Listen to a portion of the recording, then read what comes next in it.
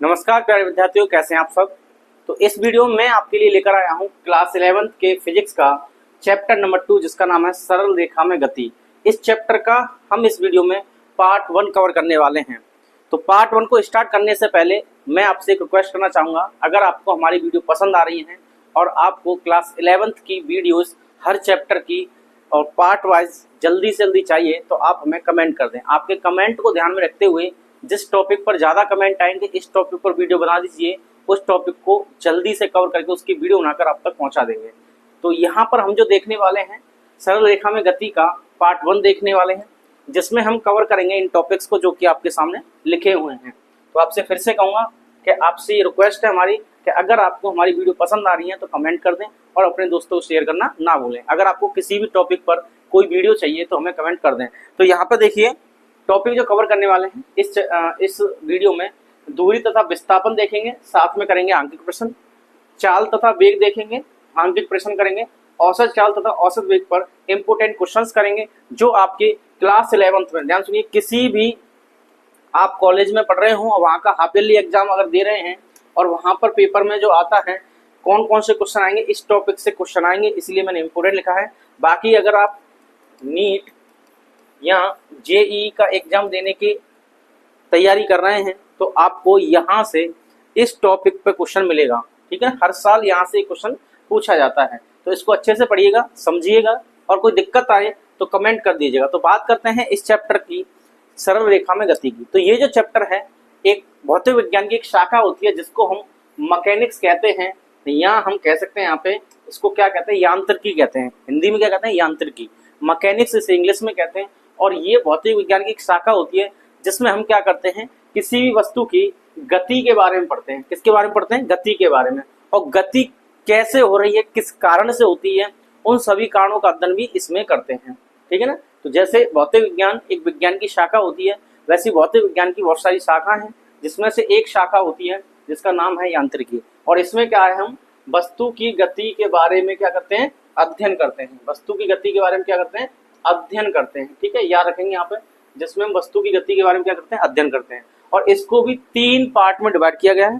पहला पार्ट है जिसे हम स्थिति विज्ञान कहते हैं, दूसरे को शुद्ध गतिकी कहते हैं, तीसरा होता है गति विज्ञान होता है। यानी आप देखेंगे तो स्टैटिक कहते हैं इसे काइनेमेटिक्स कहते हैं और इसको हम डायनामिक्स कहते हैं। यहाँ पे क्या स्थिति विज्ञान का मतलब है, स्थिति का मतलब जानते रुका हुआ, यानी स्टैटिक कंडीशन में। तो इसमें जो अध्ययन किया जाता है ब्रह्मावस्था का अध्ययन किया जाता है, जब कोई वस्तु रुकी हुई है तो इसका अध्ययन इसमें किया जाता है। गति की अवस्था का अध्ययन इसमें किया जाता है और गति किन कारणों से हो रही है उन कारणों का अध्ययन गति विज्ञान में किया जाता है। इतनी बात क्लियर होगी। तो इस चैप्टर का जो शुरुआती पॉइंट है, ये तो बेसिक जानकारी थी कि जो सरल रेखा जो है, सरल रेखा में गति, वो भौतिक विज्ञान की किस शाखा में आता है, तो यांत्रिकी में आता है। इतना याद रखें। अब देखिए ये डायनामिक्स तो हम बहुत बाद में पढ़ेंगे जब बड़ी क्लास में जाएंगे, तो फिलहाल इस चैप्टर में हमें ये बातें करनी है। तो अब आप बात करते हैं इस टॉपिक के सबसे पहले पॉइंट, ब्रह्मावस्था और गति की अवस्था क्या होती है। देखिए मैं आपको बता दूं ब्रह्मावस्था और गति की अवस्था क्या होती है। जैसा कि मान लीजिए आप बैठे हैं, आपके सामने बुक रखी है, और आप उससे टच नहीं कर रहे हैं, टेबल पे बुक रखी है, आप अपने कहीं बैठे हैं रूम में आराम से, चेयर पे बैठे हैं या चारपाई पे बैठे हैं, आपसे थोड़ी सी दूरी पे बुक रखी है। अब आप अपना काम करते रहे, फोन चलाते रहे, इंस्टाग्राम चलाते रहे, फेसबुक चलाते रहे, आराम से अपना काम फोन में करते रहे, पढ़ते भी रहे ऑनलाइन यूट्यूब से, लेकिन आपने क्या है उस बुक को टच नहीं किया। तो आपने देखा 10 मिनट तक, 20 मिनट तक वो बुक वहीं रखी है।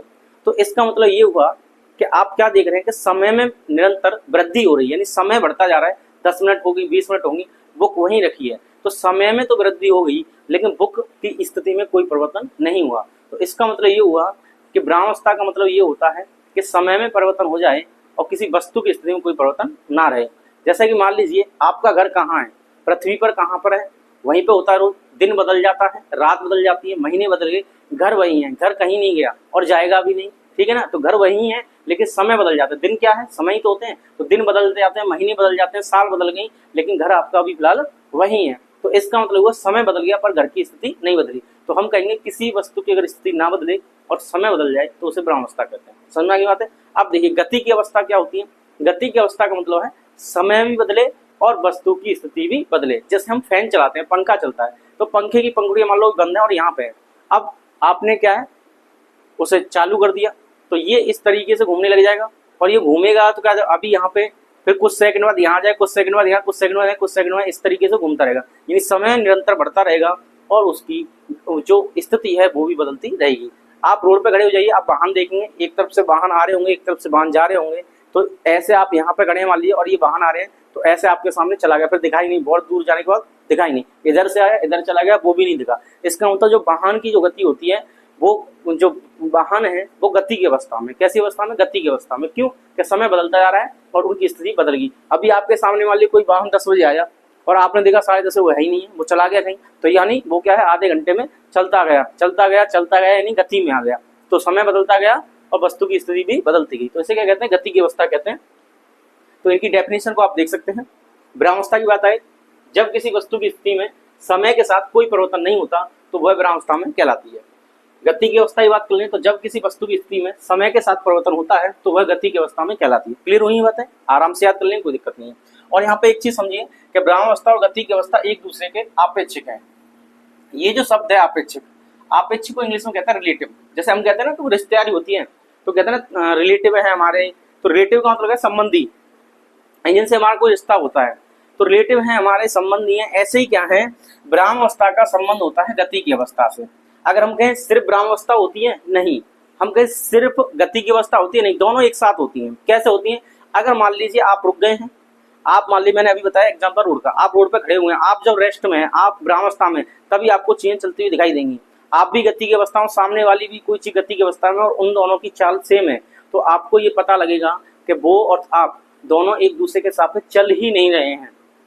अब जैसे कि एग्जांपल में कहूँ, आप बस में बैठे हैं, बस में एक सीट पर आप बैठे हैं, दूसरी आपके पड़ोस में जो सीट है वहां पे आपका मित्र बैठा है, आपका दोस्त बैठा है, ठीक है। तो आप जहां बैठे हैं आपका दोस्त ही बैठा है, बस चलने लगी। अब आपने एक जगह से चलना स्टार्ट किया और दूसरी जगह पहुंच गए, यानी अपने घर से गए और बस स्टैंड पे गए, बस स्टैंड पे बस पे बैठे, एक सीट पर 2 लोग बैठे, आप भी बैठे और आपका दोस्त भी बैठा, और आप लोग कहीं चले गए, अपनी नंसार चले गए, नानी घर पे चले गए दोनों लोग। तो नानी घर पे चले गए घूमने के लिए, तो आपने क्या किया, क्या आपने एक दूसरे के सापेक्ष में अपनी जगह चेंज की? नहीं, आप दोनों सीट पर बैठे हुए थे, जब तक उतरने की जगह नहीं आई तब तक वहां से आप नहीं गए, तो आप जहां थे वहीं हैं और समय बदलता गया। तो इसका मतलब आप तो गति में हैं दोनों, किसके लिए, किसी बाहर वाले के लिए। यानी आप जहां घर से जो बस में बैठे थे, उस बस स्टेशन से आपको कोई छोड़ने आया है, उसने देखा था, आप उसके लिए तो चले गए, यानी आप तो उसके लिए गति की अवस्था में आ गए। लेकिन आपका दोस्त पैरेलल आपके पड़ोस में बैठा है, तो वो भी उस स्टेशन पे भी साथ था और जहां आप उतर रहे हैं उस स्टेशन पे भी साथ है, तो दोनों एक साथ है। नहीं, समय तो बदला पर आप दोनों ने आपस में स्थिति नहीं बदली। इसका मतलब क्या हुआ? इसका मतलब ये हुआ कि आप एक दूसरे के सापेक्ष कैसे विरामावस्था में हो। जब गति की अवस्था, गति समान हो, गति क्या समान हो, दशा भी एक ही हो, तो आप दोनों एक दूसरे के लिए विरामावस्था में रहेंगे। लेकिन किसी तीसरे के लिए कैसे रहेंगे? गति की अवस्था में। बस जा रही है, आप दोनों मस्त बैठे हो, आपको दिखाई दिया रोड पे पेड़ चलते हुए दिखाई दे रहे हैं, आपको दिखाई दिया कोई व्यक्ति था बाइक पर, वो यहाँ तो आगे निकल गया या पीछे निकल गया, तो आपके लिए वो गति में है और उसके लिए आप गति में हो। लेकिन आप दोनों आपस में, जो दोस्त और आप जो हैं, वो एक दूसरे के लिए गति में नहीं है, तो क्या एक दूसरे के लिए विरामावस्था में है। तो इसलिए कहते हैं विरामावस्था और गति की अवस्था आपेक्षिक होती है, एक दूसरे से रिश्तेदारी रखती हैं। अब देखिए, एक होता है निर्देश बिंदु। तो निर्देश बिंदु क्या होता है? जैसे भी स्टेशन का नाम लिया मैंने, बस स्टैंड का, तो बस स्टैंड पे क्या होता है, आप खड़े हैं और आपको कोई चीज देखनी है कि कार कितनी दूर चली गई आपके सामने, या आपका दोस्त बाइक लेके चला गया आपकी, आप देखें कितनी दूर चला गया, तो आप कहाँ से पता कर रहे हैं? अपनी उस जगह से जहाँ पे आप खड़े हैं। तो किसी भी चीज को किसी एक बिंदु से, एक फिक्स बिंदु मान लेते हैं, उससे हम नापते हैं कि ये कितनी दूर है, ये कितनी दूर है, ये कितनी दूर है, ये कितनी दूर है, उसे निर्देशित करते हैं। तो जिस बिंदु से हम ये सारी चीजें करते हैं उसको हम रेफरेंस पॉइंट या निर्देश बिंदु कहते हैं। तो वह बिंदु जिसके सापेक्ष किसी कण की स्थिति को निर्देशित किया जाता है। यानी आपने देखा होगा कि मैथ में हम क्या करते हैं, यहाँ पर एक्स अक्ष लिखते हैं, यहाँ वाई लिखते हैं और यहाँ पे क्या लिखते हैं, जेड। और सारी चीजें कहाँ से स्टार्ट होती हैं? इस ओ से, जिसको आप क्या कहते हैं, मूल बिंदु कहते हैं। क्या कहते हैं इसको? मूल बिंदु। तो मूल बिंदु यहाँ पे क्या हो जाएगा? निर्देश बिंदु हो जाएगा, रेफरेंस पॉइंट हो जाएगा। क्या हो जाएगा? रेफरेंस पॉइंट हो जाएगा, ये निर्देश बिंदु हो जाएगा। इसका मतलब ये होगा सारी चीजें आप इससे पता करते हैं। चलिए आगे बात कर लेते हैं। ये तो छोटी मोटी बातें थी। दूरी और विस्थापन में क्या अंतर होता है? तो दूरी क्या होती है? तो जैसे कि एग्जांपल वही मैं बार बार दे रहा हूँ कि कोई एक जगह है, मैंने बस स्टैंड लिया था, एक बस स्टैंड से आप दूसरी जगह कहीं चले गए तो आपका पहला पॉइंट हो गया बस स्टैंड, और आप जहाँ गए हैं वो होगा दूसरा पॉइंट। जैसे मैंने आपके नानी घर की बात की थी, तो आप अपने घर से कहाँ पहुंचे, नानी घर पर पहुंचे, तो आप अपने बस स्टैंड से, अपने घर से निकले बस स्टैंड पर गए। अब बस स्टैंड से हम सारी चीजें पता करेंगे, तो पहला पॉइंट आपका बस स्टैंड हो गया, दूसरा आपका नानी घर हो गया। तो जहाँ पे आप उतरे या घर पहुंच गए तो बस स्टैंड आपका पहला हो गया और नानी घर दूसरा हो गया। अब इस बीच में आपने क्या है, रास्ते पे चलाई गई, यानी कहाँ पे चले, आप रास्ते पे चले। किसकी हेल्प से चले, वाहन की हेल्प से चले होंगे, खुद से ही जा सकते हैं, बाइक से, जैसे भी हो उचित लगे आपको, ट्रेन से भी जा सकते हैं। तो पहला आपका जो पॉइंट है, अगर स्टैंड बस स्टैंड से जा रहे हो तो बस से जाएंगे, ट्रेन के लिए इसलिए अगर आप स्टेशन जा रहे हैं, ट्रेन वाले स्टेशन से जा रहे हैं, रेलवे स्टेशन जा रहे हैं, तो वहां से नाप सकते हैं। तो एक पॉइंट जहाँ से स्टार्ट कर रहे हैं और एक पॉइंट जहाँ पे खत्म कर रहे हैं, एक पॉइंट जहाँ पे स्टार्ट कर रहे हैं और एक पॉइंट वहां पे खत्म कर रहे हैं। तो इन दोनों बिंदुओं के बीच जो रास्ते की लंबाई होती है कि कितनी लंबाई है रास्ते, 2 किलोमीटर, 4 किलोमीटर, 6 किलोमीटर, इसको हम क्या कहते हैं, दूरी कहते हैं। क्या कहते हैं, इसको हम दूरी कहते हैं, यानी दो बिंदुओं के बीच की रास्ते की लंबाई को हम दूरी कहते हैं। तो दो बिंदुओं के रास्ते की लंबाई को क्या कहते हैं, दूरी कहते हैं। अब आती है विस्थापन की बात। किसकी बात आती है, विस्थापन की। तो विस्थापन भी वही होता है, दो बिंदुओं के बीच की दूरी होती है, लेकिन ये शॉर्टकट होती है। कैसी होती है, शॉर्टकट, ये न्यूनतम दूरी, दो बिंदुओं के बीच की न्यूनतम दूरी को विस्थापन कहा जाता है। तो जैसे यहाँ पे लिख सकते हैं, किसी गतिशील वस्तु की प्रारंभिक और अंतिम स्थितियों के बीच की न्यूनतम दूरी, इस शब्द को याद रखें, न्यूनतम दूरी को विस्थापन कहते हैं। ठीक है। और दूसरी बात, यह कभी शून्य नहीं होती, दूरी कभी शून्य नहीं होती। इसका मतलब आप चले ही नहीं है, और चले नहीं है तो रास्ते की लंबाई नहीं होगी, और रास्ते की लंबाई नहीं होगी तो सीधी सी बात है।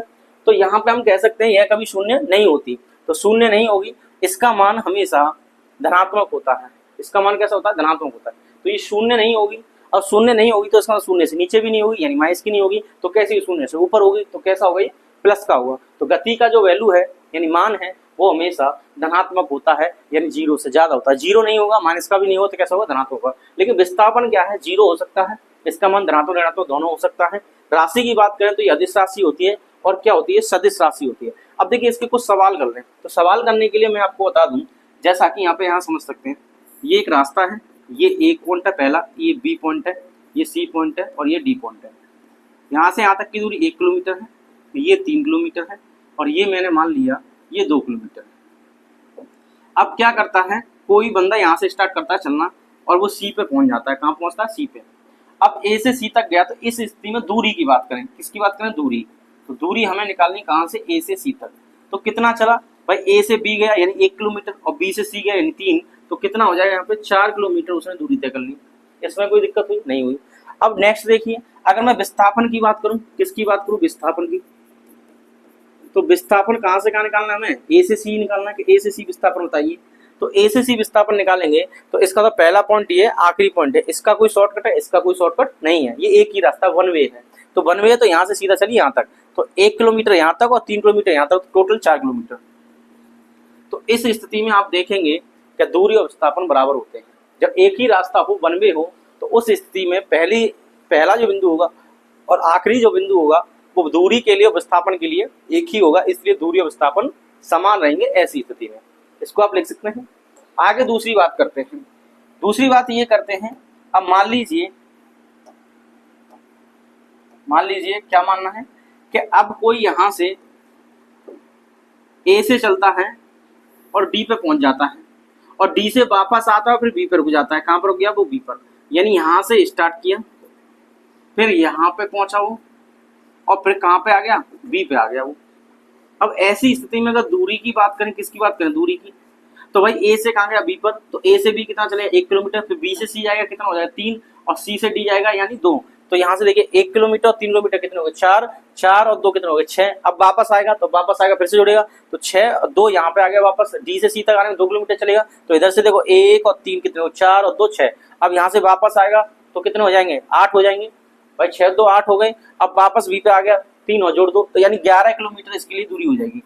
कितनी किलोमीटर हो जाएगी, 11 किलोमीटर। लेकिन ऐसी स्थिति में अगर विस्थापन की बात कर ली, किसकी बात कर ली, विस्थापन की, तो ऐसी स्थिति में विस्थापन जो होगा, ध्यान से देखिएगा, तो ए पहला पॉइंट था, आखिरी पॉइंट क्या, बी है, तो ए से बी शॉर्टकट क्या भाई, ये इतना कि 1 किलोमीटर चल लो, ये हमारा विस्थापन है। तो यहाँ पे विस्थापन कितना हो जाएगा, 1 किलोमीटर। और आप यहाँ देख सकते हैं, यहाँ पे दूरी ज्यादा है, विस्थापन कम है। तो दूरी और विस्थापन बराबर भी हो सकते हैं, और विस्थापन दूरी से कैसा होता है, कम होता है। बराबर भी हो सकता है और कम भी हो सकता है, लेकिन ज्यादा नहीं हो सकता। एक और क्वेश्चन की बात कर लेते हैं यहाँ पे समझाने के लिए। मैं यहाँ पे एक और क्वेश्चन ले रहा हूँ। चलिए अगला क्वेश्चन बात करते हैं कि यहाँ पे कैसा होगा।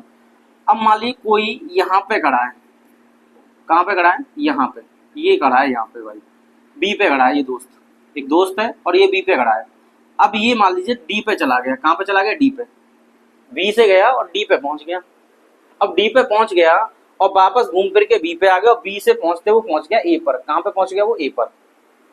अब ऐसी स्थिति में पूछा है कि दूरी कितनी है, तो सीधा सीधा दूरी जुड़ती है। बी से गया सी पर यानी 3 किलोमीटर, फिर सी से गया डी पर यानी 2 और जोड़ देंगे तो 3 और 2 कितने हो गए, 5, फिर वापस आएगा 7 और फिर वापस यहाँ पे आएगा तो तीनों जुड़ जाएंगे 10 और फिर यहाँ पे चला गया कितना हो गया, 11। तो ऐसी स्थिति में दूरी 11 किलोमीटर होगी। बट यहाँ पे विस्थापन की बात कर लें, किसकी बात कर लें, विस्थापन की। तो विस्थापन कहता है पहला बिंदु और आखिरी बिंदु, पहला बिंदु और आखिरी बिंदु आपको देखना है। तो पहला हो गया ये और आखिरी हो गया ये, तो पहला हो गया ये और आखिरी हो गया। तो आपने चलना इधर प्रारंभ किया था प्लस दिशा में और रुके कहाँ पर आप, माइनस दिशा में। तो इसका मतलब पहला बिंदु ये और आखिरी बिंदु ये, तो कितना आएगा, 1 किलोमीटर आएगा भाई। शॉर्ट रास्ता तो इतनी 1 किलोमीटर। वापस देखो पहले यहाँ से यहाँ गया फिर वापस आ गया तो 3 जाने में फिर 2 जाने में 5 हो गया और वापस आ गया कितना हो गया, 10 और एक इधर चला गया 11। तो दूरी तो होगी 11 लेकिन विस्थापन हुआ यहाँ 1 किलोमीटर। लेकिन प्लस का हुआ या माइनस का, शुरुआत इधर जाने में गई थी, एंडिंग इधर कर रहा है तो एंडिंग क्या कर रहा है, माइनस की तरफ। तो यहाँ पे क्या लगा देंगे, माइनस। इसका मतलब ऐसी स्थिति में विस्थापन कैसा हो जाएगा, माइनस। तो विस्थापन माइनस भी हो सकता है और अभी बताया था विस्थापन कम भी हो सकता है। अब बात करते हैं जीरो कैसे होगा, कैसा होगा, जीरो कैसे होगा इसकी और बात कर लेते हैं। चलिए जीरो की बात करते हैं। तो जीरो की बात करने के लिए हमने ये रास्ता फिर से बनाया, ये ए ये बी, यहाँ पे 1 किलोमीटर है, यहाँ पे ये सी है, ये 3 किलोमीटर है और यहाँ पर ये 2 किलोमीटर है और इस पॉइंट को डी कहता हूँ। अब मान लीजिए वो ए से चलना स्टार्ट करता है, ये दोस्त है, ए से चलना स्टार्ट करता है, डी पे पहुंच जाता है, ठीक है। अब डी पे पहुंच गया फिर ये वापस आता है और ए पर रुक जाता है, ए पे क्या करता है, रुक जाता है। अब मैं आपसे कहूँ बताइए दूरी कितनी होगी, विस्थापन कितना होगा। तो आप क्या करेंगे, ए से डी पे पहुंचाएंगे पहले से भाई, 1 किलोमीटर 3 किलो 4 और 2 6 किलोमीटर चल लिया। अब फिर वापस आ गया तो कितना हो गया, 12। तो ऐसी स्थिति में दूरी कितनी होगी, दूरी कितनी होगी बताइए, 12 किलोमीटर होगी। कितनी होगी, 12 किलोमीटर, 12 किलोमीटर क्या होगी यहाँ पे दूरी होगी। अब विस्थापन की बात करेंगे तो शुरुआती पॉइंट क्या था, ए, और एंडिंग पॉइंट क्या, ए। तो कम से कम इतना चला भाई, जीरो चला ही नहीं है, यानी पहला और आखिरी पॉइंट बराबर है, इसलिए यहाँ पे ये जीरो हो जाएगा। क्या हो जाएगा, जीरो, विस्थापन हो जाएगा। ठीक है ना, बात समझ में आ गई। इस चीज को ध्यान रखिएगा, जहां से चलना प्रारंभ करते हैं, जहां से चलना प्रारंभ करते हैं और वहीं पर एंड हो जाए तो उसको हम कहते हैं विस्थापन।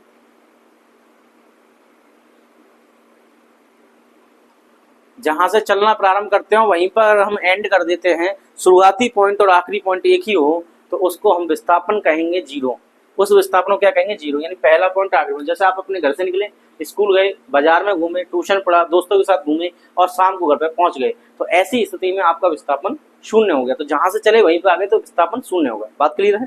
अब देखिए यहाँ पे इतने एग्जाम्पल मैंने आपको बताए, इन सभी एग्जाम्पल में एक ही बात कॉमन थी। क्या कॉमन थी भाई, कॉमन ये था कि दूरी तो ज्यादा थी। दूरी कैसी थी, ज्यादा थी, किससे, विस्थापन से। विस्थापन एक भी कंडीशन में ज्यादा नहीं हुआ, तो दूरी हमेशा विस्थापन से ज्यादा होती है, पहला पॉइंट। अब पहली कंडीशन मैंने आपको बताया दूरी और विस्थापन बराबर होते हैं, तो इसका मतलब ये हो गया कि दूरी और विस्थापन बराबर भी हो सकते हैं। अब दूरी और विस्थापन बराबर भी हो सकते हैं तो इसको हम ऐसे लिखेंगे कि दूरी हमेशा बड़ी होती है। तो यहाँ नोट करके लिख देना, ये बहुत इंपॉर्टेंट पॉइंट है, ये पूछा जाता है। तो यहाँ पे हम लिखेंगे दूरी बड़ी होगी या बराबर होगी, दूरी ज्यादा होगी या बराबर होगी, किसके, विस्थापन के। किसके हो जाएगी, विस्थापन के। तो ये लिख दिया विस्थापन के। इतनी बात समझ में आ गई। अब यहाँ पे एक चीज देखिएगा, अगर मैं विस्थापन को इधर बुला लूं तो यहाँ से दूरी क्या निकल के आएगी, तो दूरी और बट्टे क्या आ जाएगा यहाँ पे, विस्थापन। क्या आ जाएगा, विस्थापन। और ये बराबर, वो बराबर होगा और ज्यादा होगा। विस्थापन को इधर बुला लिया तो दूरी बट्टे विस्थापन हो गया, और ये इधर का मतलब ज्यादा है और ये बराबर है किसके। अब यहाँ से जब इधर आ गया तो यहाँ पे क्या बचेगा, एक। तो इसका मतलब ये हो गया। इस दोनों पॉइंट को, इनको और इनको आप याद कर लें, क्योंकि ये क्वेश्चन MCQ में पूछा जाता है। आने वाले एग्जाम जब देंगे आप तो आपको समझ में आएगा कि ये इम्पोर्टेंट है। ठीक है, चलिए आगे बढ़ें। आगे बात करते हैं कुछ क्वेश्चंस की। तो पहला क्वेश्चन करने से पहले गति के प्रकार और देख लेते हैं। तो गति के कितने प्रकार होते हैं? देखिए, विमीय आधार पर 3 प्रकार होते हैं, कण की गति की प्रकृति के आधार पर भी 3 प्रकार होते हैं। इनको आप आने वाले चैप्टर्स में पढ़ेंगे। अब यहाँ पे थोड़ा सा जानकारी देता हूँ। एक विमीय का मतलब होता है, इसको कहते हैं 1D क्या कहेंगे? 1D गति, ठीक है। इसको कहते हैं हम 2D गति, और इसको कहते हैं हम 3D गति। क्या कहते हैं? 3D गति। इसमें 3D होती है, ठीक है। तो 1D का मतलब होता है जिसमें एक ही लंबाई हो। क्या हो? सिर्फ एक ही लंबाई। तो जैसे L है। 2D का मतलब है जिसमें L और B दोनों आ जाए, और 3D का मतलब जिसमें L, B और S तीनों आ जाए, ठीक है। तो ये 3D गति होती है। जैसे कि मैं आपसे कहूं कि आपको सीधे रास्ते पे चलना है, तो आप रास्ते पे आगे जा सकते हैं और पीछे जा सकते हैं। तो आगे जा सकते हैं, पीछे आ सकते हैं। ये जो गति होगी 1D गति होगी, यानी एक विमीय गति होगी। एक ही अक्ष के लिए चलना है। जैसे यहाँ पे एक अक्ष होगा, क्या होगा? पहले के लिए बता रहा हूँ यहाँ पे, तो पहले पॉइंट पे एक ही अक्ष होगा। क्या होगा? एक ही अक्ष पर गति, एक ही अक्ष पर गति होगी। या तो प्लस एक्स पर, या माइनस एक्स पर, या प्लस वाई पर, या माइनस वाई पर, या प्लस जेड पर, या माइनस जेड पर। किसी एक ही जगह चलना है आपको, एक ही लाइन में आगे जाना है या पीछे आना है। इस तरीके से यहाँ पे हम कर सकते हैं। अब देखिए, बात करनी है दूसरे की 2D। 2D का मतलब होता है जिसकी 2 अक्ष हों, एक्स पे भी चले और वाई पे भी चले। तो ऐसा कौन सा होता है? ऐसा होता है भाई वृत्तीय गति। तो ये 2D के लिए बात हो रही है। किसके लिए? 2D के लिए। तो 2D के लिए जो हो जाएंगे, क्या लिखेंगे यहाँ पे? वृत्तीय गति। कौन सी गति होगी? वृत्तीय गति। आगे पढ़ेंगे आप प्रक्षेप्य गति। क्या पढ़ेंगे आप? प्रक्षेप्य गति। तो ये इसके एग्जाम्पल हो जाएंगे। ये एग्जाम्पल्स है, लिखना चाहो तो लिख सकते हैं आप। ये एग्जाम्पल्स है।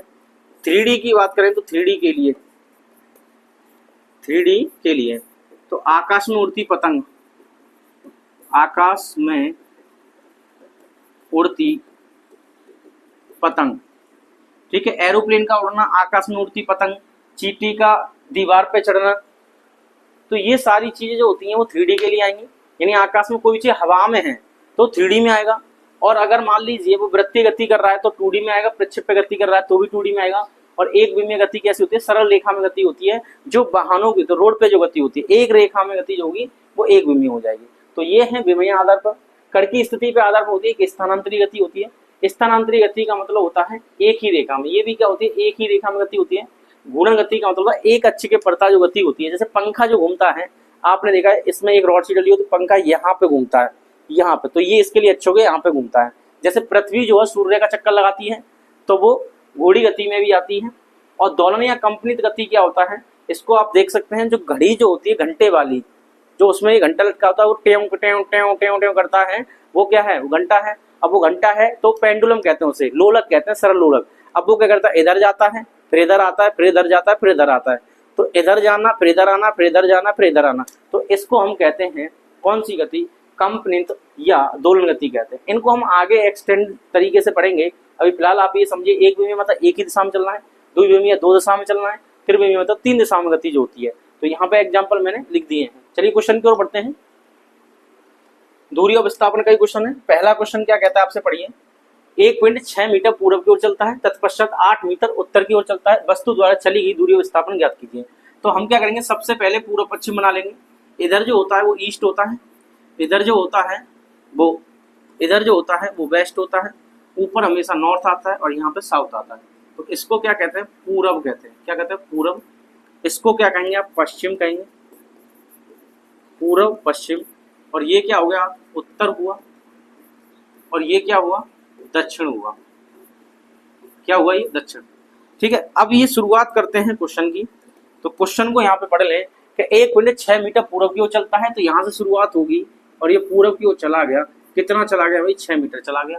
तो 6 मीटर पूर्व की ओर चलता है, तत्पश्चात 8 मीटर उत्तर की ओर। तो 8 मीटर उत्तर का है ऊपर, तो यहाँ से यहाँ पहुंच गया और ये कितना है? 8 मीटर। अब पूछा गया दूरी और विस्थापन ज्ञात कीजिए। बड़ा ही आसान है, दूरी निकालिए। क्या निकालनी है? दूरी। तो पहले कितना चला? 6 मीटर। बाद में कितना चला? 8 मीटर। तो 6 और 8 जो होते हैं 14 मीटर होते हैं। ठीक है। तो 6 और 8 कितने हो गए? 14 मीटर हो गए। तो दूरी आ गई। अब बात कर लें विस्थापन की। किसकी बात कर लें? विस्थापन की। तो विस्थापन की बात कर लें तो विस्थापन होता है शॉर्टकट। क्या होता है? शॉर्टकट। अब शॉर्टकट होता है तो भाई शॉर्टकट निकाल लेते हैं। तो शॉर्टकट कैसे निकलेगा? यहाँ से वो सीधा चला जाएगा ऐसे, और ये सीधा जाएगा तो यहाँ 90 का कौन हो गया? 90 के सामने ये क्या होता है भाई? ये होता है कड़। अब कड़ निकाल दो तो कड़ क्या होता है? अंडर रूट में इसका स्क्वायर प्लस इसका स्क्वायर, तो 6 का स्क्वायर कितना आ जाएगा? 36, और 8 का कितना हो जाएगा? 64। तो ये हो जाएगा 36 और 64, ये हो गया 40 और 60 100, तो 100 आ जाएगा। और 100 का कितना आ जाएगा भाई? 10 आ जाएगा। तो 10 मीटर इसका आंसर हो जाएगा। देखिए ये ज्यादा है और ये कम है, ये ज्यादा और ये कम है, तो विस्थापन कैसा आएगा? कम आएगा। समझ में आ गया सवाल? चलिए अगले प्रश्न की ओर बढ़ते हैं। अगला प्रश्न देखिए, निम्न चित्रानुसार कोई वस्तु पृथ्वी पर किसी बिंदु ए से ऊर्ध्वाधर ऊपर की ओर उछाली जाती है, जो बिंदु बी पर h ऊंचाई तक जाकर पुनः पृथ्वी पर बिंदु ए पर लौट आती है। इसका मतलब ये चित्र में दिया, ए से कोई वस्तु उठाई और बी तक फेंक दी, तो ये तो जाने में हुआ, फिर बी से ये वापस आ रही है, कहाँ पे आ रही है? ए पे आ रही है, तो h जाने में h आने में, सही है ना? h जाने में h आने में। ऐसी स्थिति में अगर दूरी की बात करेंगे तो दूरी भाई h जाने में और h आने में, तो 2h तो दूरी हुई। विस्थापन, विस्थापन कितना होगा बताइए? विस्थापन होगा 0। कितना होगा? 0, क्योंकि पहली और आखिरी स्थिति एक ही जगह है। मैंने आपको बताया था घर से निकल जाइए, दुनिया में कहीं भी घूमिए, घर पे आ जाइए, विस्थापन शून्य हो जाएगा। इस क्वेश्चन में ज्यादा कुछ नहीं था।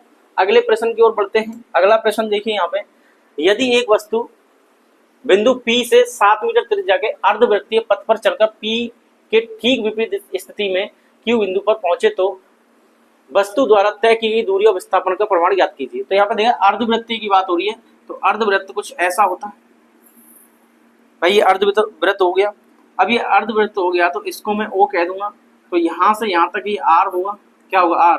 तो ये भी कितना होगा? R। और R का मान ये प्रश्न में दिया है कितना? 7 मीटर है। कितना? ये 7 मीटर है। अब इसको अगर मैं P कहूँ और इसको मैं Q कहूँ तो प्रश्न को आगे बढ़ के पढ़कर हम सॉल्व कर सकते हैं। आगे देखिए, यदि एक वस्तु बिंदु P से 7 मीटर त्रिज्या के अर्धवृत्तीय पथ पर, तो 7 मीटर त्रिज्या के 7 मीटर है, और ये भी कितना? 7 मीटर। तो इसका मतलब ये हो गया यहाँ से यहाँ तक ये 14 मीटर हो जाएगा। अब आगे कह रहा है कि P के ठीक विपरीत, तो P के ठीक विपरीत ये हो गया स्थिति में Q बिंदु पर पहुंचे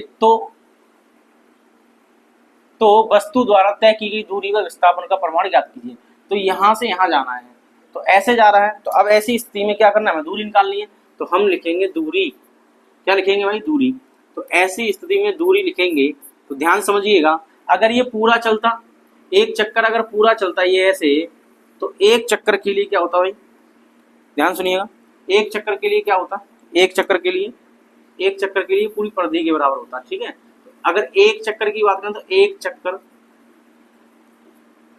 में तय की गई दूरी तो कितनी हो जाती है? 2πr।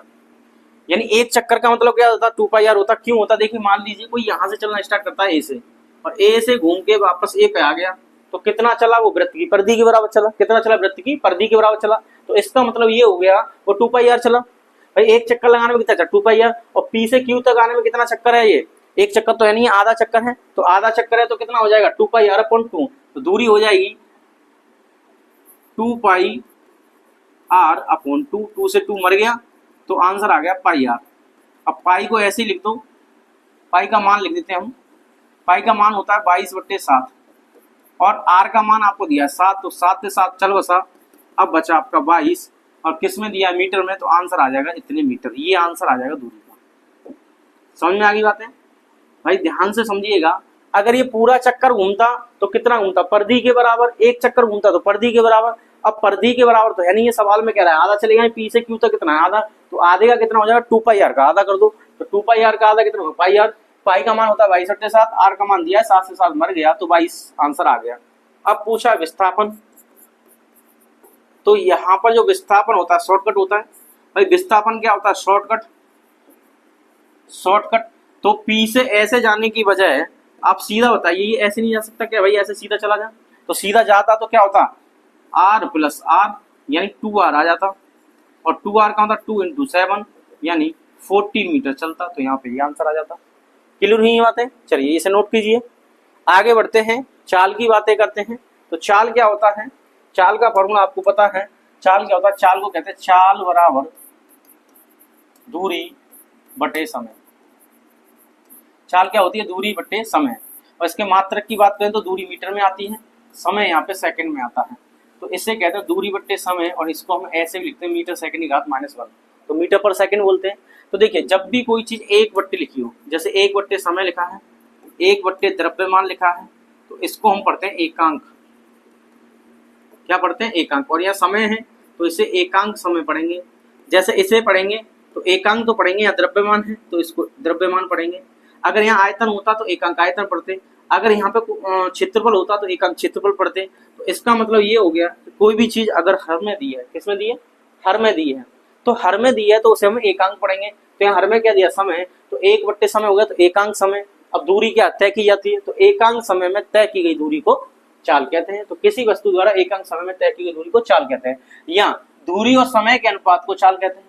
मात्रक हो ही गया। अब बात कर ले राशि की, किसकी बात कर ले, राशि की। तो ये राशि कैसी है भाई, ये अदिश राशि होती है। कैसी राशि होती है, अदिश राशि होती है। और अदिश क्या होता है, केवल परमाणु जिसके पास केवल परमाणु हो, दिशा ना हो, दिशा ना हो, ठीक है। तो केवल परमाणु हो, दिशा ना हो, उसको हम क्या कहते हैं, अदिश कहते हैं। तो राशि हो गई, मात्रक हो गया, और हमने क्या कर लिया, चाल का फॉर्मूला देख लिया। इतनी बातें क्लियर होती हैं। चलिए आगे बढ़े, बात करते हैं चाल के प्रकार की। तो देखिए चाल जो है 4 प्रकार की होती है। कितने प्रकार की होती है, चाल। यहाँ पे नाम देख सकते हैं आप। पहला होता है एक समान चाल, दूसरा होता है असमान या परिवर्ती चाल, तीसरा होता है तात्क्षणिक या तात्कालिक चाल, और चौथा होता है औसत चाल। और इसको लिख दीजिए इंपोर्टेंट, ये और ये दोनों इंपोर्टेंट है। दोनों ही आपके, अगर किसी कॉलेज में हाफिली पेपर दे रहे हैं आप 11th के, अगर पेपर देंगे तो आप इन दोनों पे पाएंगे कि सवाल आएगा। और इसके अलावा IIT नीट जेईई का अगर एग्जाम देते हैं तो यहाँ से प्रश्न आते हैं। इस वीडियो में हम औसत चाल और औसत वेग के क्वेश्चन करेंगे। नेक्स्ट वीडियो जो आएगी, अगर आपके कमेंट आते रहते हैं कि जल्दी से वीडियो डालिएगा, तो इसके सारे क्वेश्चन कराऊंगा, जिसमें नीट और IIT जेईई के भी क्वेश्चन आपको करा दूंगा, ठीक है। तो आगे देखते हैं हम कितने प्रकार होते हैं चाल के। 4 प्रकार होते हैं। एक एक करके पढ़ते हैं, बहुत ज्यादा टफ नहीं है, इजिली है। थोड़ा मैं स्पीड में बताऊंगा कि एक समान चाल का मतलब क्या होता है। जैसे मान लीजिए ये एक रोड है, यहां से यहां तक एक रोड है, और ये हमने इसमें कुछ पॉइंट मान लिए ABCD। अब क्या होता है कि यहां से यहां तक ये 5 किलोमीटर है, ये भी 5 किलोमीटर है, ये भी 5 किलोमीटर है। इससे आप 1 घंटे में चलते हैं, इसको भी आप 1 घंटे में चलते हैं, इसको भी आप 1 घंटे में चलते हैं। यानी पहले घंटे में कितना चले, 5 किलोमीटर, अगले घंटे में कितना चले, 5 किलोमीटर, अगले घंटे में कितना चले, 5 किलोमीटर, और अगले में देखेंगे तो 5 किलोमीटर, और अगले घंटे में देखेंगे तो 5 किलोमीटर। मतलब हर एक घंटे में 5 किलोमीटर आगे बढ़ रहे हैं। तो इसे कहेंगे समान समय बढ़ रहा है, समान समय अंतराल है, समान समय अंतराल है। और क्या है, समान दूरी तय हो रही है। तो समान समय अंतराल में समान दूरी तय होती है, तो उसको क्या कहते हैं, हम एक समान चाल कहते हैं। चाल क्या होता है, दूरी बट्टे समय। तो दूरी बट्टे समय, समान तो दूरी होगी और समान समय अंतराल होगा, तो दूरी बट्टे समय। तो समान समय अंतराल में समान दूरी तय करना एक समान चाल कहलाता है। दूसरा आता है असमान या परिवर्ती। परिवर्ती का मतलब क्या होता है, परिवर्ती का मतलब होता है बदलना। क्या होता है, बदलना। अब जैसे मान लीजिए इसी को ले लें हम, तो यहाँ पे हमने यही ले लिया ABCD। तो इसको मैं A लिखूं, इसको मैं B लिखूं, इसको मैं C लिखूं, इसको मैं D लिखूं। तो आप बताइए यहाँ से यहाँ तक ये 5 किलोमीटर, ये भी 5 किलोमीटर, ये भी 5 किलोमीटर, ठीक है। यहाँ पे हमने पहला ले लिया 5 किलोमीटर, 1 घंटे में गया। फिर अगला भी 1 घंटा, अगला भी 1 घंटा। अब क्या है, उस वक्त 3 किलोमीटर पे आ गया। अब क्या है, यहाँ पे मान लीजिए 7 किलोमीटर पे आ गया। इसका मतलब ये हुआ कि पहले घंटे में आप देख रहे हैं, पहले घंटे में क्या है, वो 5 किलोमीटर चला है, फिर उसने स्पीड स्लो की है तो 3 किलोमीटर ही चला अगले घंटे में, फिर अगले घंटे में स्पीड उसने अप कर दी है, तो इसका मतलब 7 किलोमीटर हो गया। तो यहाँ से यहाँ तक स्पीड 5 है, फिर यहाँ पे घटी और यहाँ पे बढ़ी है, तो इसका मतलब स्पीड कभी कम हो रही है, कभी ज्यादा हो रही है। तो समान समय अंतराल में दूरी असमान हो जाएगी। यहाँ पे देखो 5 है, यहाँ 3 है और यहाँ पे 7 है। इसमें देखिए 5 5 5, 1 1 1, यहाँ पे 1 1 1। तो समान तो समय अंतराल है, लेकिन यहाँ पे दूरी समान थी इसलिए समान हो गया, और यहाँ दूरी समान नहीं है इसलिए यहाँ पे असमान हो जाएगा। तो समान समय अंतराल में असमान दूरी तय करना असमान या परिवर्ती चाल कहलाता है। क्लियर हुआ ये बातें। अब देखिए तात्क्षणिक या तात्कालिक चाल क्या होती है, तो किसी निश्चित समय पर वस्तु की चाल को हम तात्क्षणिक चाल कहते हैं, यानी किसी निश्चित समय पे देखना है। जैसे मान लीजिए आप हमारी वीडियो देख रहे हैं, क्या देख रहे हैं, वीडियो देख रहे हैं, ठीक है। आप किसी भी चीज को देख रहे हैं, तो वीडियो देख रहे हैं, तो आपको क्या है, अगर इसकी बात करेंगे कि भाई पूरी वीडियो कैसी लगी आपको, तो आप कहें ठीक है, औसत है, मतलब सही है, तो पूरा औसत बता दिया आपने।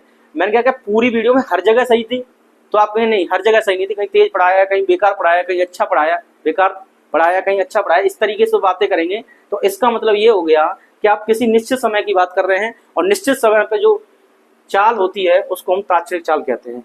समझ में आ गई बातें? यानी जैसे आप रोड पे बाइक चला रहे हो, और बाइक चला रहे हो तो कभी आपने तेज की, कभी धीमे की, कभी तेज की, कभी धीमे की, पूछा गया भाई एवरेज कितना आया, कि एवरेज भाई हमारा 40 का आया, मतलब 40 किलोमीटर प्रति घंटे का एवरेज आया है। कि अच्छा भाई कि बताइए 10:05 पर कितनी स्पीड थी, 10:05 पर कितनी स्पीड थी, तो 10:05 पर स्पीड पूछी गई है, किसी और समय पे पूछी गई है, तो उसको हम चाल को क्या कहेंगे, तात्क्षणिक चाल कहेंगे। ठीक है, आगे इसके क्वेश्चन करेंगे नेक्स्ट वीडियो में, कमेंट कर दीजिएगा, फिर से बता रहा हूँ। औसत चाल की बात करें तो ये होता है कुल दूरी बट्टे कुल समय। क्या होता है? कुल दूरी बट्टे कुल समय को हम औसत चाल कहते हैं। आगे बढ़ते हैं, यहाँ पे देखते हैं वेग को। किसको देखते हैं? वेग को। तो वेग क्या होता है भाई? वेग होता है विस्थापन बट्टे समय। तो वेग क्या होता है? वेग होता है विस्थापन बटे समय। तो विस्थापन बट्टे समय को हम क्या कहते हैं? वेग। और मात्रक की बात करें तो मीटर और बट्टे सेकंड। तो इसका मात्रक और चाल का मात्रक सेम होता है। ठीक है, अब इसके मात्रक हो गया। राशि की बात करें कि ये राशि कैसी होती है, तो ये राशि होती है भाई सदिश। कैसी राशि होती है? सदिश। अब सदिश का मतलब परिमाण क्या होता है? परिमाण व दिशा। परिमाण व दिशा दोनों होते हैं, दोनों होते हैं। ठीक है, परिमाण व दिशा दोनों होते हैं। किसके पास? सदिश के पास होते हैं। मात्रक आपने लिख ही लिया। मात्रक की बात करें तो क्या हो जाएगा? मीटर पर सेकंड हो जाएगा। एक और चीज देखिए, अगर विमा की बात करें तो विमा क्या हुई? LT की घात -1 होती है, और यही विमा चाल की होती है, यही चाल की भी विमा है, की भी विमा है। ठीक है, तो यही चाल की भी विमा है और यही वेग की विमा है। वेग सदिश राशि होते, वेग होता है विस्थापन बट्टे समय। तो वेग होता है विस्थापन बट्टे समय, और आप यहाँ पे देखोगे कि विस्थापन कैसी राशि है? यहाँ पे सदिश राशि है। कैसी राशि है? सदिश। तो इसमें सदिश आया, इसे सदिश कह सकते हैं, याद करने के लिए, एग्जैक्ट नहीं है।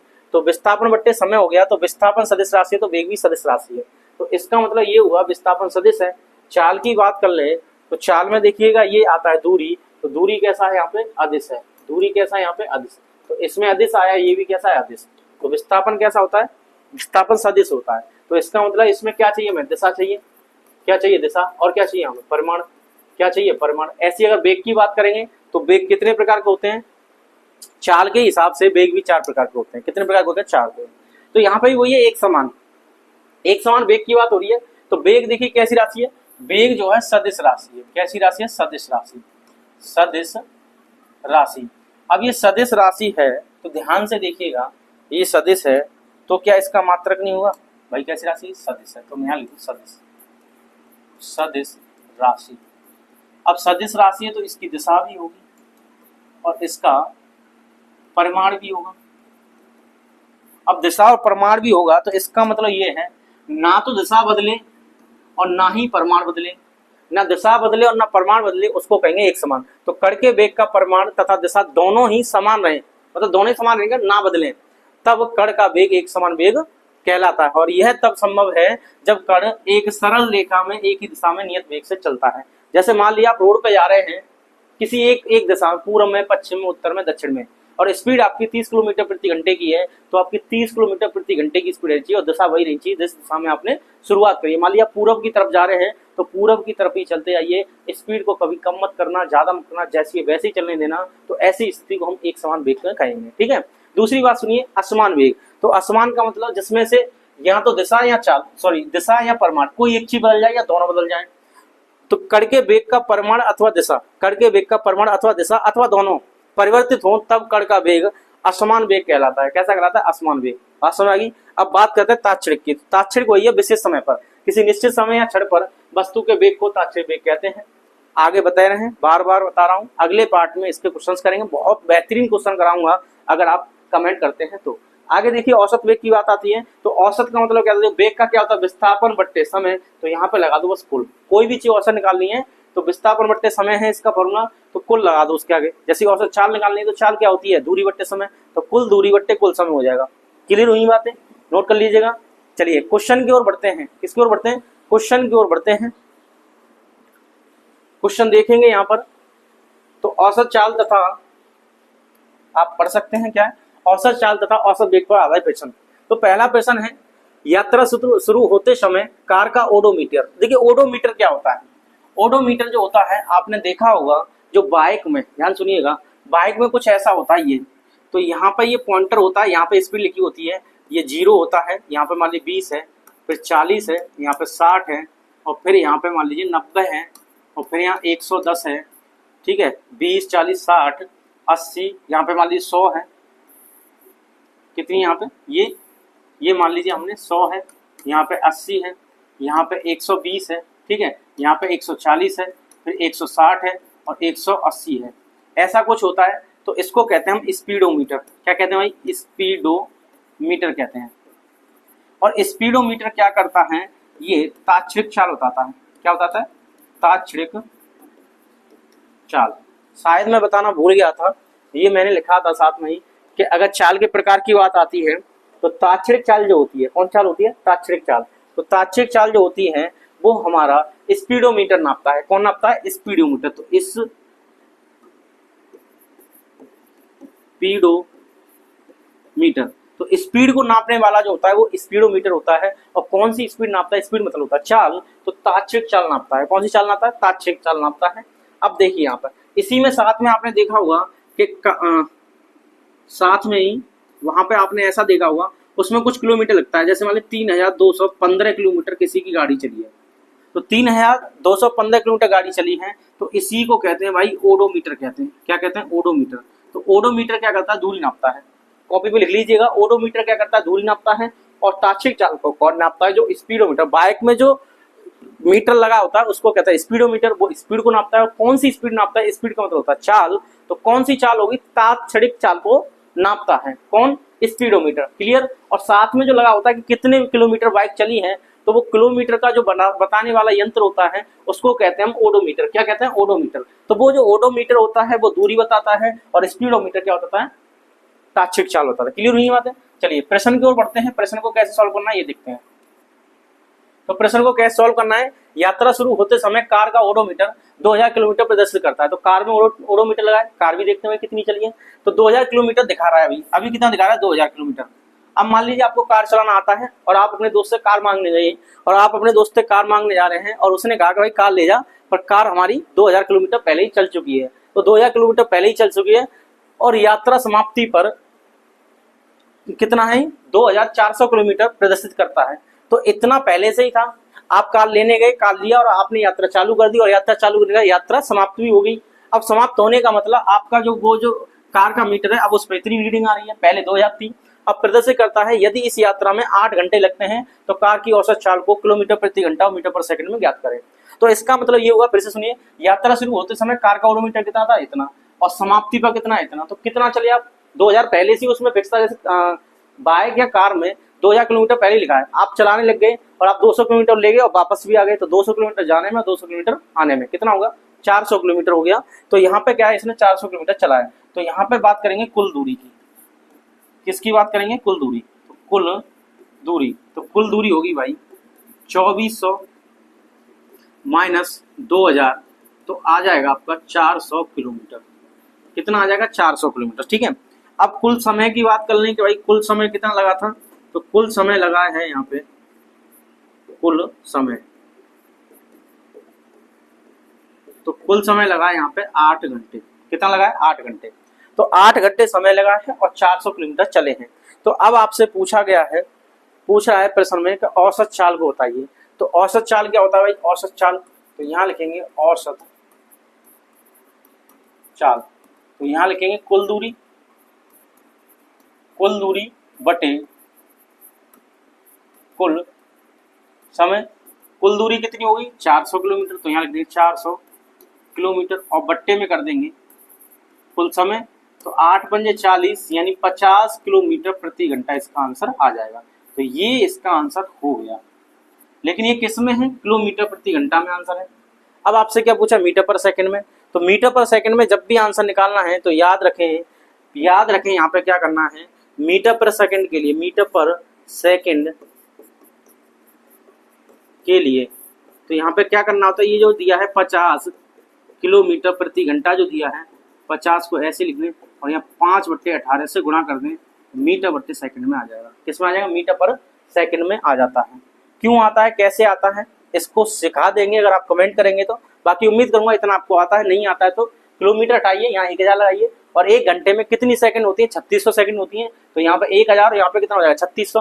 यहाँ पे 1000 और यहाँ कितना हो जाएगा? 3600। उसे जब सॉल्व करेंगे तो 5/18 निकलेगा। 50 को सॉल्व करेगा, 1000/3600 करोगे, उसे सॉल्व करना तो 5/18 आएगा। तो 5/18 से सॉल्व करने का आंसर आ जाएगा। क्लियर हुई बात है?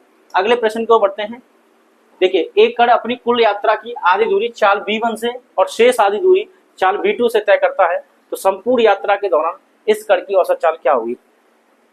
प्रश्न को समझिए और सॉल्व मैं कराऊंगा। समझिए पहले आप, देखिए ये कह रहा था कि जेईई मेंस 2023 में पूछा गया है, तो मेंस के पेपर में पूछा गया 2023 में, यानी ऐसा मैंने आपको बताया था शुरुआत में, ऐसे प्रश्न आते हैं।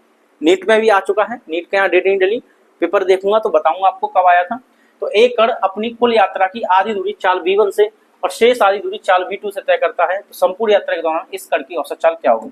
तो यहाँ से देखिए ध्यान से, ये यात्रा है, ये पॉइंट ए है और ये पॉइंट बी है, तो इसको मैं ए कहता हूँ, इसको मैं बी कहता हूँ। एक कण अपनी कुल यात्रा की आधी दूरी, तो कुल यात्रा कितनी है? हमने मान ली x है। कितनी है? x है। समझ आ गई? कुल यात्रा की जो दूरी है वो x है। अब ये कह रहा है कि आधी दूरी, तो इसका मतलब एक पॉइंट हमने ये मान लिया, इसको c कहेंगे, तो आधी दूरी होगी x/2 और ये भी हो गया x/2। इतनी बात से सहमत हैं क्या आप? बताइए। अरे पूरी दूरी हमें नहीं पता, हमने एक पॉइंट मान लिया a, एक मान लिया b और इसका आधे पॉइंट यानी मिड पॉइंट मान लिया c, तो आधा इधर हो गया, आधा इधर हो गया। अब वो कह रहा है यात्रा की आधी दूरी b1 चाल से, तो ये वाली चली है अपने b1 चाल से, और शेष आधी दूरी b2 चाल से, तो ये वाली किस चली? b2 चाल से चली है। तो संपूर्ण यात्रा के दौरान इस कण की औसत चाल क्या होगी? तो औसत चाल निकालनी है बस, तो फॉर्मूला लगाइए औसत चाल का। क्या लगाएंगे? औसत चाल बराबर क्या होती है? कुल दूरी बटे क्या कर देंगे यहाँ पे? कुल समय। तो कुल दूरी बट्टे कुल समय कर देंगे। अब कुल दूरी कितनी हो जाएगी भाई? कुल दूरी यहाँ से यहाँ तक कितना माना है आपने? x, तो x लिखिए कुल दूरी x है तो x लिखिए बट्टे कुल समय। अब देखिए समय नहीं दिया, ताज्जुब की बात क्या है, यहाँ पे समय आपको नहीं दिया, तो यहाँ से यहाँ तक पता नहीं क्या कितना समय लगा होगा। हमने मान लिया t1 और यहाँ से यहाँ से कुछ लगा हो, तो इसको मान लिया t2। हो सकता है यहाँ से यहाँ तक तेज चला हो, फिर यहाँ से यहाँ तक स्लो हो गया हो सकता है यहाँ से यहाँ तक स्लो चला हो, फिर यहाँ से यहाँ तक तेज चला हो। तो इसका मतलब कभी तेज कभी कम हो सकता है बराबर भी चला हो। बराबर चलेगा नहीं, क्योंकि यहाँ पे b1 b2 दिया है, यानी पहले चाल कुछ है बाद में चाल कुछ और है। तो चाल जो है बदल रही है, इसका मतलब पहले स्लो बाद में ज्यादा, या पहले ज्यादा बाद में स्लो हो सकता है, इसलिए टाइम भी कम ज्यादा होगा। तो पहले टाइम t1 दूसरा टाइम t2, तो यहाँ पे लिख देंगे टाइम t1 और यहाँ पे लिख देंगे टाइम t2, और ये औसत चाल को हम लिखते हैं v ab। तो यहाँ पे निकल के आएगा v बराबर आ जाएगा ये x बटे t1 प्लस t2। अब यहाँ पे मुझे बताइए, क्या आपको ये पता है कि समय बराबर जो होता है, समय बराबर होता है चाल बराबर दूरी बट्टे समय। चाल बराबर क्या होता है? दूरी बट्टे समय। तो समय बराबर दूरी बट्टे चाल। भाई चाल को मैं इधर कर दूंगा तो चाल बराबर दूरी बट्टे समय हो गया, और समय को मैंने इधर कर दिया दूरी बट्टे चाल हो गया। अब मैं समय पहला निकालूंगा, तो पहला समय लगा भाई t1। कितना समय? t1। तो t1 कहाँ से कहाँ था? यहाँ से लेके यहाँ तक का ये t1 है। कितना है भाई? ये t1 है। कितना है भाई? ये t1 है। कितना है भाई? ये t1 है। तो इस t1 की बात कर लेते हैं, कहाँ से कहाँ तक? यहाँ से यहाँ तक ये t1। अब यहाँ पे दूरी कितनी है? यहाँ से यहाँ तक की दूरी है x/2, तो x ऊपर आएगा और बट्टे 2 जो है वो नीचे आएगा। अब चाल कहाँ लिखनी है? बट्टे में लिखनी है। तो a से c तक की चाल कितनी है? b1, तो यहाँ पे आ जाएगा b1। ये क्लियर हुई बात? ये आ गया मान t1 का। अब ऐसे ही क्या करेंगे? t2 निकालेंगे, तब t2 बराबर, तो यहाँ से यहाँ तक दूरी कितनी है? ये भी आएगी x/2, और यहाँ से यहाँ तक की चाल कितनी है? ये v2 आएगी, तो यहाँ पे v2 लिख दो, तो ये आ गया t2 का मान। तो यहाँ पे t2 का मान आ गया, इसको लिख देते हैं। तो x तो रहेगा ऐसे ही, t1 की जगह लिखेंगे x/2v1 प्लस उसको क्या लिखेंगे? x/2v2। सही है, तो ये हमने लिख लिया। अब क्या करेंगे? यहाँ पे x ऐसे ही रहेगा। अब इन दोनों में से x कॉमन है, कॉमन ले लीजिए। यहाँ पे 2 भी कॉमन है, तो 2 को भी कॉमन लीजिए। यहाँ पे अच्छा 1/b1 प्लस 1/b2। बात समझ आ गई? x से x चल बसा, ये 2 कहाँ है? 2 ऊपर पहुंच जाएगा, तो 2 जब ऊपर पहुंचेगा तो यहाँ आ जाएगा बट्टे, यहाँ पे देखिए ये बचा आपका 1/b1 प्लस 1/b2। इतनी बात तक क्लियर है? ऐसा कोई आंसर है? नहीं है। तो आगे भी कर लेते हैं। समस्या क्या है, अब यहाँ पे एलसीएम ले लो, ये 2 तो ऊपर है, इसका एलसीएम लेंगे तो ध्यान से सुनिएगा, इसका क्या करना है, एलसीएम लेना है। तो 2 तो ऊपर है, ऐसे लिखिए, इसका एलसीएम ले लो b1 b2, तो यहाँ आ जाएगा b1, ये b2, b1 से b1 मरा तो यहाँ पे आ जाएगा b2 प्लस b2 से b2 मर जाएगा, यहाँ पे आ जाएगा b1। इस तरीके से आएगा। अब ये कहाँ पहुंचेगा, ऊपर, तो ये आ जाएगा 2b1 b2 अपॉन, इसको मैं पहले लिखूँ तो b1 प्लस b2, तो ये यहाँ पर आंसर हो जाएगा। क्या हो जाएगा, यहाँ पे आंसर हो जाएगा। ऑप्शन देखिए कौन सा ऑप्शन है इसमें, तो 2b1 b2 upon b1 plus b2, 2b1 b2 upon b1 plus b2, option number B हो जाएगा। ये नहीं होगा, ये नहीं होगा, ये भी नहीं होगा। क्लियर हुई बात है, समझ में आ गया? तो बता दीजिए, अगर कोई दिक्कत है तो कमेंट कर दीजिएगा, इसको हम दोबारा आपको नेक्स्ट पार्ट जब बनाएंगे तो बता देंगे। अगले प्रश्न क्यों बढ़े, तो ऐसे सवाल को याद रखना, आधी दूरी b1 से और आधी दूरी अलग से कर रहा हो, आधी दूरी b1 से और आधी दूरी b2 से कर रहा हो, और इसमें औसत पूछा है तो सीधा सीधा लगना 2b1 b2 बट्टे b1 plus b2, 2b1 b2 बट्टे b1 प्लस b2। ऐसा ही प्रश्न आपके लिए मैं यहाँ पे छोड़ रहा हूँ, आप इसको होमवर्क में करें, यानी इसका कमेंट कर दें कि भाई इसका आंसर क्या आएगा। कमेंट जरूर करें, आपका कमेंट से ही पता लगेगा कि आपने क्वेश्चन सॉल्व किया है नहीं है। तो कमेंट करिए और बताइए कि क्या आंसर आएगा। क्या आप सीख चुके हैं इस सवाल का? देखिए, क्या आप इसे कर सकते हैं, इसे कर सकते हैं? अगर हाँ तो कमेंट कीजिए, अगर हाँ तो कमेंट कीजिए। ठीक है, अगर कर सकते हैं तो कमेंट कीजिए, नहीं कर सकते तो मैं समझूंगा कि आपके लिए दोबारा ये वीडियो बनानी पड़ेगी। अगले प्रश्न की ओर बढ़ते हैं। अगला प्रश्न देखिए यहाँ पर, ये भी क्वेश्चन बहुत अच्छा है, पहले जैसा ही है। एक कण अपनी कुल यात्रा की 1/3 दूरी b1 चाल से, तो देखिए यहाँ से यहाँ तक एक यात्रा है, इसका नाम है a पॉइंट, इसका नाम है b पॉइंट, इसका नाम है c पॉइंट और इसका नाम है d पॉइंट। कहा कि आप कैसे लिख लेते हो, तो भाई अभी समझ में आ जाएगा कैसे लिख दिया ये मैंने। अब यहाँ पे होता क्या है, यहाँ से यहाँ तक की जो दूरी है हमें नहीं पता, हम इसको x मान लेंगे। सवाल में जब ना दिया हो तो x मान लीजिए। तो ये कह रहा है एक कण अपनी कुल यात्रा की, तो कुल यात्रा हमें पता नहीं है, कुल यात्रा x मान ली, 1/3 दूरी b1 चाल से। तो 1/3 का मतलब ये हो गया, तो x का 1/3 क्या हो जाएगा भाई, x/3 हो जाएगा। तो 1/3 दूरी चलता है b1 चाल से, अगली 1/3 दूरी b2 चाल से, तो ये वाली अगली 1/3 ये वाली हो जाएगी, और इसको किससे चलेगा, b2 चाल से। शेष दूरी को b3 चाल से चलता है, तो तिहाई की बात हो रही है तो ये भी तो तिहाई होगा, तो ये हो जाएगा कितना, b3 चाल से।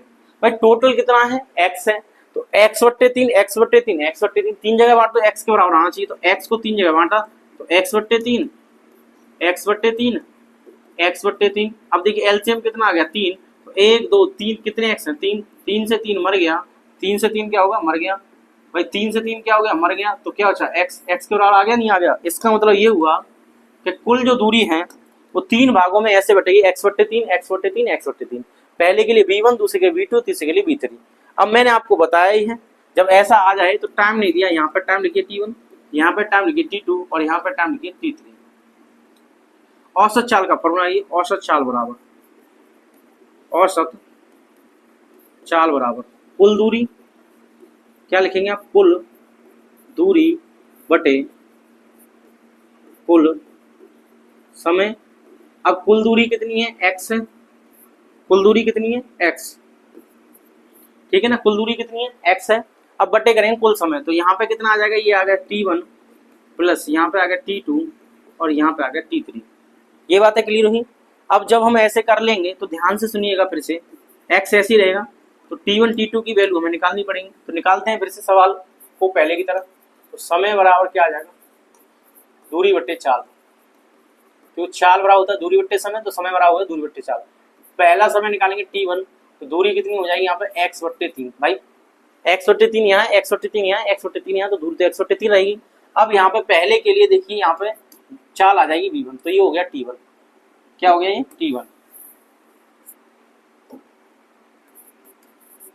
t1 आया।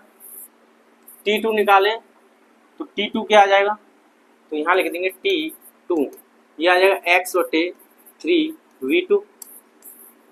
T3 निकालेंगे तो T3 बराबर x/3 और ये आ जाएगा v3। ठीक है, तब सॉल्व कर लो। अब क्या है, तब का मतलब क्या है, तब करेंगे हम, तब इसको अगर मैं ऐसे लिखूँ औसत चाल को VAB लिखते हैं तो लिखो VAB, ऊपर आया x और इसकी जगह आएगा x/, क्या आएगा x/, यहाँ लिख देंगे x/3v1 प्लस x/3v2 आ जाएगा ये वाला, फिर x/3v3। ठीक है, अब इसमें से क्या करेंगे, x तो रहा ऊपर ही, इन तीनों में से x कॉमन है, इन तीनों में से 3 कॉमन है, लिख दीजिए 1/v1 plus 1/v2 plus 1/v3। इससे ये चल बसा, ये 3 कहाँ जाएगा, ऊपर जाएगा तो ये 3 यहाँ जाएगा। अब बचा 1/v1 1/v2 और ये आ गया 1/v3। अब पहले की तरह क्या करेंगे, लासा ले लेंगे।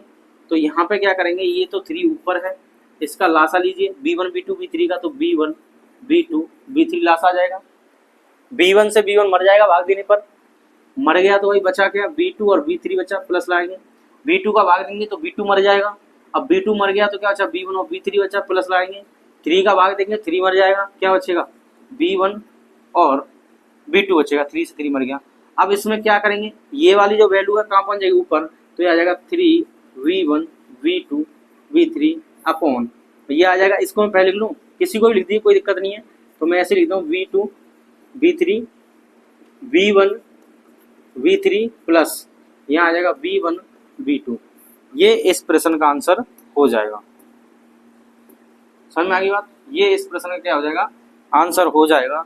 यहाँ पे 3 लिखते हैं तो ये क्या है, इसका आंसर है। क्या इसका आंसर है, इस तरीके से यहाँ पे करेंगे। उम्मीद कर रहा हूँ आपको समझ में आ गया होगा और बहुत अच्छे से समझ में आया होगा। ठीक है ना, तो ठीक है, इसे नोट कर लीजिए। नोट कर लिया, चलिए तो इस वीडियो को हम यहाँ पे समाप्त करते हैं, जिसमें हमने देखे टॉपिक ये वाले बताया, इंपोर्टेंट है, नीट में भी आते हैं, जेईई मेंस में भी आते हैं, अच्छे क्वेश्चन थे। वीडियो ज़्यादा लंबी हो जाती है, 1 घंटे से भी ज़्यादा, इसलिए हम इस वीडियो को यहीं समाप्त करते हैं। मिलेंगे नेक्स्ट पार्ट में। कमेंट कर दीजिए, कई बार कह चुका हूँ, कमेंट करेंगे तो आगे जो क्वेश्चन है नीट IIT जेईई और आपके पेपर में जो आएंगे उन क्वेश्चंस को मैं यहाँ पर कराऊंगा नेक्स्ट पार्ट में। आप कमेंट करिए और वीडियो पर बने रहिए। तो मिलते हैं नेक्स्ट वीडियो में, या तो पढ़ते रहिए, मुस्कुराते रहिए। जय हिंद।